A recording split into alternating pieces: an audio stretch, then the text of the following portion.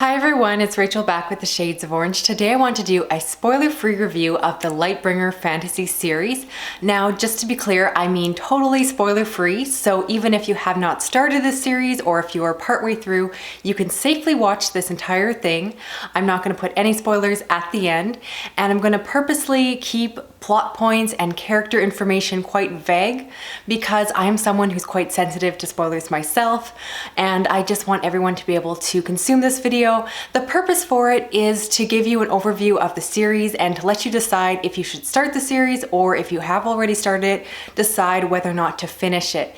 And if that sounds good to you, let's get started. Now, this is a 5-book fantasy series set in a secondary world that starts with the Black Prism.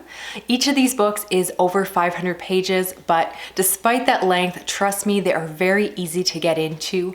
This series is great for beginners or people that are newer to fantasy, and I just think it's very accessible. I probably wouldn't make this your first fantasy series, but I'll get into that a little bit more. Now, the first book, The Black Prism, is about a man named Gavin Guile, who is the prism. In this world, that person essentially is the Pope or the major religious figurehead of the community. And in this world, people have the ability to draft or manipulate different colors and use that to form what's called luxin, which allows them to build and create different things. The prism is unique because he is able to manipulate not only all the colors, but also bend light and turn it into the colors, which makes him very special.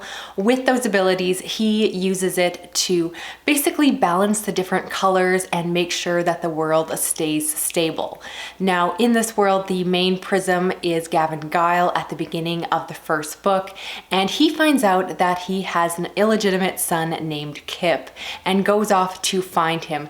That is the initial setup for the book, but like with many fantasy series, the initial starting point of the series doesn't really give you a good understanding of what the whole series is about. So without getting into any spoilers, I'm gonna say that this is one of those books that is about people vying for power, and then once they have power, trying to keep it. And so if you enjoy something similar to Game of Thrones, I'm going to make some comparisons to that series in this one, then this is one you might want to check out. Certainly, I don't think it is exactly like A Song of Ice and Fire series, and if I have to pick, I would say that A Song of Ice and Fire is a stronger fantasy book, but again, you're going to find some really similar threads in this series that might appeal to people who already like that other very popular series. Now, for a lot of people, one of the biggest draws to this series is the magic system, which is a hard magic system that is often compared to Brandon Sanderson. If you are looking for another author that creates these magic systems that are very complex yet understandable, and with each book you learn more and more about how the magic works, then this is definitely one you might want to check out. I found the magic system to be very interesting, very cool, and that's why I would say that this book is accessible to new readers, but I wouldn't make it your first, because compared to something like the magic system in Mistborn, this one takes a little bit longer to be explained, and I definitely felt like I didn't fully grasp everything about the magic in the first book, and you really get to know more and more as you go along. So if you're just beginning fantasy, you might want to try out something like, again, the Mistborn trilogy, but after you have consumed that and you are looking for more, you're looking for another complex magic system, this is an excellent one to check out. Now, another thing that really draws people to this series is the characters, and especially if you are someone who likes dark, morally gray characters that are not necessarily likable, this is a good one for you. If you are someone that needs a hero, needs someone to root for that you're gonna like from the beginning, you won't necessarily find it here. There are definitely a few major characters that you will follow throughout these books, and most of them are just very flawed and just will do a lot of things that will frustrate you as the reader, just because they're not choices that you would necessarily want to make yourself.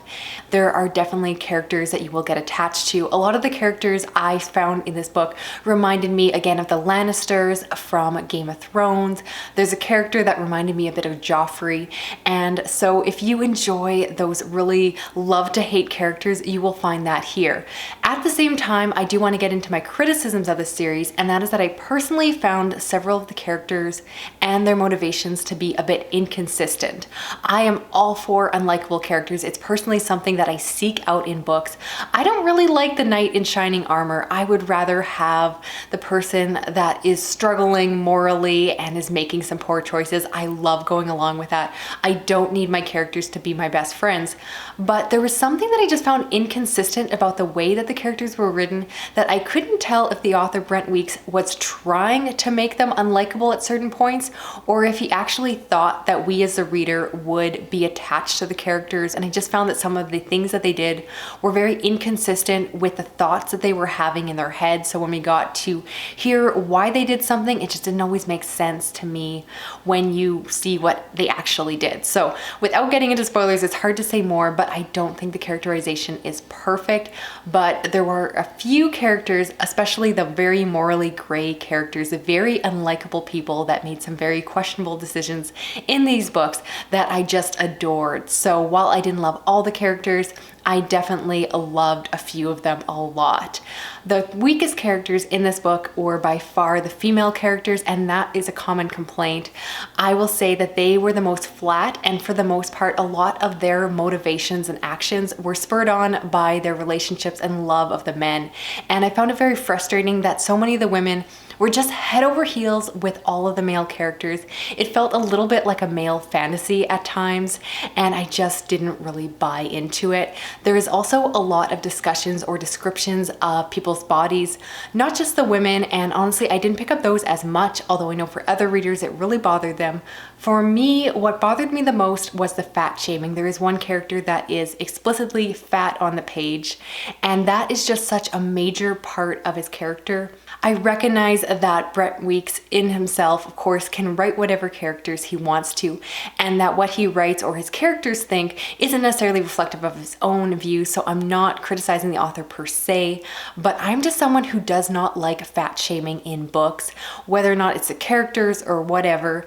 It's just not a plot point that I really appreciate, especially in a modern story. And what I really didn't like about it was that you get this character arc where this character is fat at the beginning, and that is associated with his dumbness and just part of this negative persona around his character. And as he grows as a character throughout the books, his weight changes, and that is kind of reflective of his growth, and it's meant to kind of be a positive thing. And I also want to mention that this book is very adult. Again, drawing back to A Song of Ice and Fire, this book is full of foul language, and there's also a lot of adult talk about sex. And I'm someone who does not like romance in my books, but I actually do really enjoy a good steamy sex scene.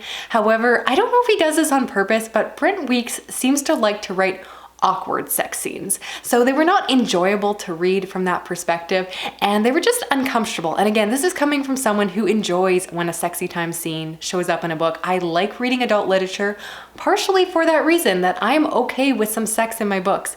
But these were just awkward sex scenes where I don't know if he actually thought it was like a good scene, and that's kind of where I go back and forth with the book. So keep that in mind if you're someone who gets really uncomfortable with sex in books to begin with. You're probably gonna find these scenes pretty cringeworthy at times. Now, this is a fantasy series that is often called a fantasy thriller for the reason that this series is known for some incredible twists and turns. Again, keeping this very spoiler-free, but there are reasons that people struggle to give you synopsis of the later books, or even when they're talking about the first book, people have to be very careful about what they say, otherwise they can give away way too much. So if you are someone who is more of a thriller reader and likes a story where you're reading it and then you find out something that makes you reevaluate everything that you've read before then, that is what happens in this series. If you've read the first book, you know what I'm talking about, and that continues in the later books. So there are reveals in pretty much every book that will make you completely go, what? And reframe things. And with that, a lot of people talk about the reason they like to reread this series is the fact that you will pick up clues and hints of things that the author is dropping and letting you know what is actually going on. But of course, you as the reader are unaware of it. And as someone who has a background in reading a lot of thrillers, I found that so enjoyable. And that's what makes the series so bingeable. And despite the length, trust me, you will just fly through the pages. It's fast-paced and action-packed and just really enjoyable. It does have a larger political story surrounding this, but for the most part, it was the characters and their individual fight for power and maneuvering and having to deal with each other that just made this book so juicy. Now, if that sounds up your alley, I do want to let you know that I have read all 5 published books from the Black Prism up to the last one, The Burning White. And so I can let you know that the ending is quite satisfying. I thought that it was a strong ending with a good climax. There was nothing about it that broke the series that made me regret reading it by any means. I thought it was enjoyable, it was fast-paced. I flew through the last several hundred pages, and trust me, there are some fantastic twists and turns in the last book, and there are references to things that have started right back in book 1 that you finally find out at the end of the series, and again make you reframe everything you thought. So if you are intrigued by that synopsis, I do recommend checking this series out, as long as you're okay going in knowing about the criticisms I mentioned. It is quite dark for fantasy, but not in a horror way. And again, if you're just someone like me who adores those dark, morally gray, sometimes morally black characters, and are perhaps looking for a series that has the magic system of Mistborn, as well as the dark characters and political maneuvering that you get in the Song of Ice and Fire series, and you're looking for something else, I would recommend Lightbringer. So those are my thoughts on this epic fantasy series. I would love to hear your opinions down below, as long as you keep them very spoiler free. Have I enticed you to check out this series for yourself? And if you have already read it, do you agree with my assessment of it, or would you add any other points to this video? Thank you so much for watching. If you have completed the series yourself, I have done a spoilery discussion of The Burning White, which I will link to at the end of this video. Thank you for watching. If you haven't yet subscribed, please consider doing so. I read fantasy as well as science fiction, horror, and otherwise please give this video a big thumbs up, hit that notification bell, and drop me a comment. Thank you for watching. I will talk to you again soon. Okay, bye-bye.